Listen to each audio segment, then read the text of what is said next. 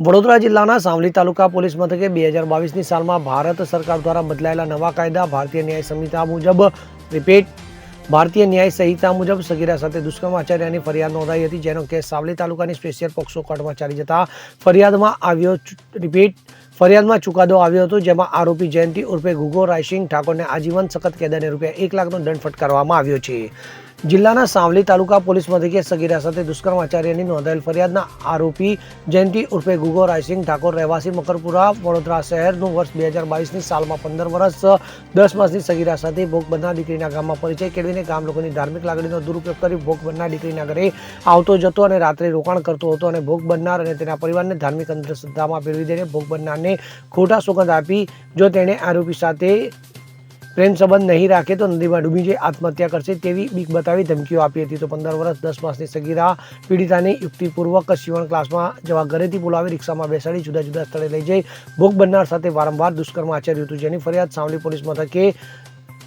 23 April વર્ષ 2022ના રોજ નોંધાઈ હતી। તો ફરિયાદનો કેસ સાવલી તાલુકાની સ્પેશિયલ પોક્સો કોર્ટમાં ચાલી જતા સરકારી વકીલ CG પટેલની ધારદાર દલીલોને ગ્રામ્ય રાખી નામદાર સ્પેશિયલ પોક્સો કોર્ટના જજ JA ઠક્કર દ્વારા આરોપીને તકસીરવાર ઠેરાવ્યો હતો અને સમાજમાં દાખલારૂપ ચુકાદામાં સગીરા સાથે તેણીની મરજી વિરુદ્ધ દુષ્કર્મ આચરનાર આરોપી જયંતિ રૂપે ગુગો રાયસિંગ ઠાકોરને કસૂરવાર ઠેરવી દુષ્કર્મ તેમજ પોક્સો એક્ટના ગુનામાં પોક્સો એક્ટ સહિતની વિવિધ કલમો હેઠળ કુદરતના નિત્યક્રમ મુજબ જીવન જીવે ત્યાં સુધી આજીવન સખત કેદ અને ₹1 લાખનો દંડ ફટકાર્યો તથા અન્ય ભારતીય ન્યાય સંહિતા કલમ 363ના ગુના મુજબ 3 વર્ષની સજા અને ₹3000નો દંડ, 366ના ગુનામાં 5 વર્ષ સખત કેદ સજા તથા 5000નો દંડ ફટકાર્યો હતો। તો આરોપી દંડના કુલ ₹1,08,000 કોર્ટને ભરપાઈ કરે તો એ રકમ પીડિતાને ચૂકવવા હુકમ કરવામાં આવ્યો હતો અને નામદાર કોર્ટ દ્વારા ડિસ્ટ્રિક્ટ લીગલ સર્વિસ ઓથોરિટીને ₹44 લાખ વિક્ટિમ કમિશન ભોગ બનનાર પીડિતાને ચૂકવવા ભલામણ કરવામાં આવી હતી। સાવલી પોલીસ સ્ટેશનમાં તારીખ 23/4/2022ના રોજ નોંધાયેલી ફરિયાદના બનાવમાં આરોપી જયંતિ ઉર્ફે ગુગો રાયસિંગ ઠાકોર રહેવાસી મકરપુરા વડોદરાનો માતાજીના ભુવા તરીકે ભોગ બનનાર દીકરીના ગામમાં પરિચય કેળવીને ગામ લોકોની ધાર્મિક લાગણીઓનો દુરુપયોગ કરી ભોગ બનનાર દીકરીના ઘરે આવતો જતો અને રાત્રિ રોકાણ કરતો અને ભોગ બનનાર અને તેના પરિવારને ધાર્મિક અંધશ્રદ્ધામાં ભોળવી દઈને ભોગ બનનારને ખોટા સોગંદ આપીને જો તેણી આરોપી સાથે પ્રેમ સંબંધ નહીં રાખે તો નદીમાં ડૂબી જઈ આત્મહત્યા કરશે તેવી બીક બતાવી ધમકીઓ આપી 15 વર્ષ 10 માસની સગીર પીડિતાને યુક્તિપૂર્વક સીવણ ક્લાસમાં જવાના બાને બોલાવી તેણીને રિક્ષામાં બેસાડીને જુદા જુદા સ્થળોએ લઈ જઈ ભોગ બનનાર પીડિતા સાથે વારંવાર દુષ્કૃત કરેલ, જે બાબતનો કેસ સાવલીની પોક્સો કોર્ટમાં નામદાર JA ઠક્કર સાહેબની કોર્ટ